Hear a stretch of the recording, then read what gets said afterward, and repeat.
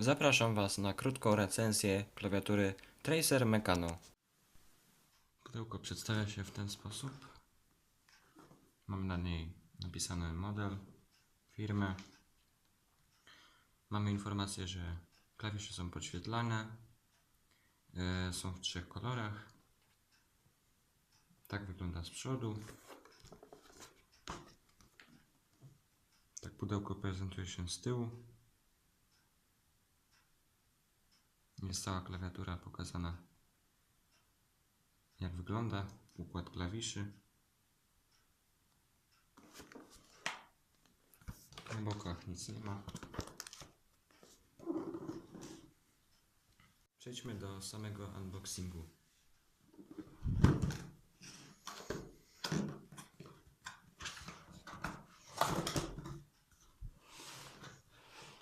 Tak się prezentuje pudełko w środku. Mamy tutaj karteczkę ze skrótami klawiszowymi do sterowania klawiaturą. Jest język polski oczywiście. Sama klawiatura jest zapakowana w taką folię. Jest na tyłem zapakowana. Jest dość dziwne. Prezentuje się w ten sposób. Mamy jeszcze kabel. Też ten kabel. To chyba już na tyle.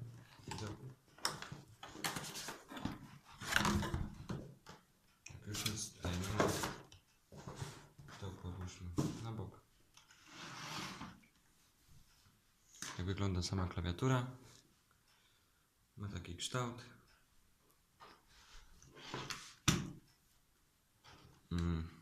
Sama jest plastikowa cała z wierzchu. Ma klawisze numeryczne. Z tyłu jest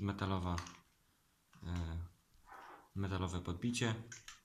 Są także stopki, które są także gumowane. Teraz możecie to zobaczyć. Jak leży to się przesuwa. No, klawiatura jest dość ciężka.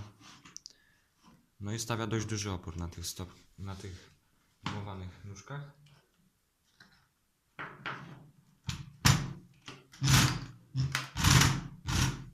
No tak wygląda to na już stopkach. To stawia dość duży opór. Myślę, że jest to wystarczający opór. Rozwinę kabel i wracam. Już rozwinąłem kabel, żeby zobaczyć, że jest w oplocie.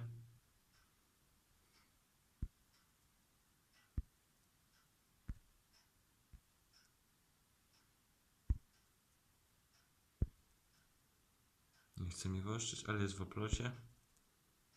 O, teraz możecie zobaczyć. Tyk, no dość długi. Kabel ma długość 180 cm. Myślę, że to jest wystarczająca długość, nie potrzeba większej. Klawisze bardzo szybko odskakują, z tego co widzę. Spacja dość głośna.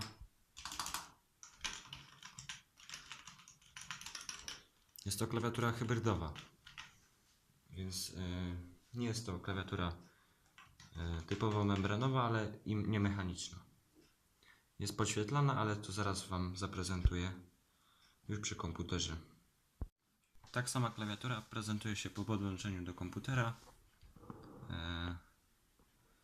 No i to jest kolor czerwony. Można zmienić kolor na niebieski i fioletowy, taki jasny fiolet. Można także wyłączyć podświetlenie. Jest opcja 4-stopniowego wzmacniania podświetlenia. To jest najniższy poziom, wyższy, jeszcze wyższy i to już jest najwyższy, wyżej nie ma. Działa to oczywiście na każdym kolorze.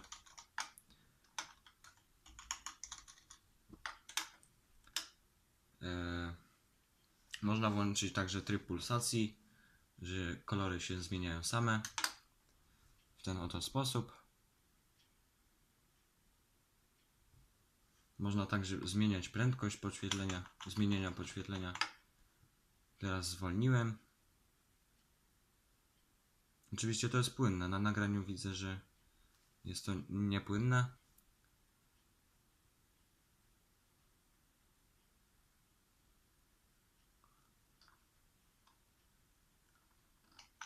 Przyspieszymy trochę. To jest najwyższy poziom prędkości zmieniania kolorów.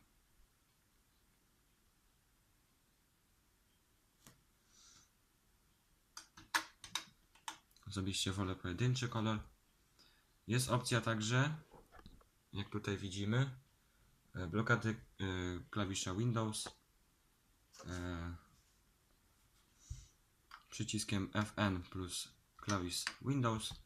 Możemy to włączyć. Jeszcze raz wcisnę i się blokada aktywuje.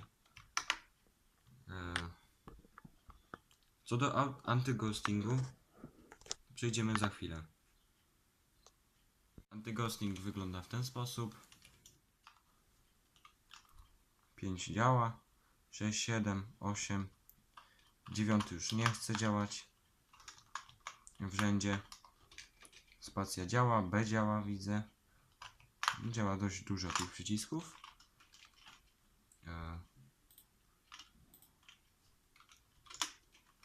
Teraz jakieś randomowe ciśnięcia. No nie wygląda to jakoś źle. Myślę, że na klawiaturę hybrydową jest to dość dobry wynik. Sprawdźmy, czy wszystkie klawisze. Myślę, że jak na klawiaturę za około 100 zł, teraz w MediaMarkcie ona kosztuje, MediaExpercie, przepraszam, kosztuje około 100 zł. Myślę, że jest warta uwagi. W praktyce się okaże dopiero po dłuższym czasie użytkowania, czy warto ją zakupić, czy nie. Na razie sprawia dość dobre wrażenie. Dziękuję za uwagę.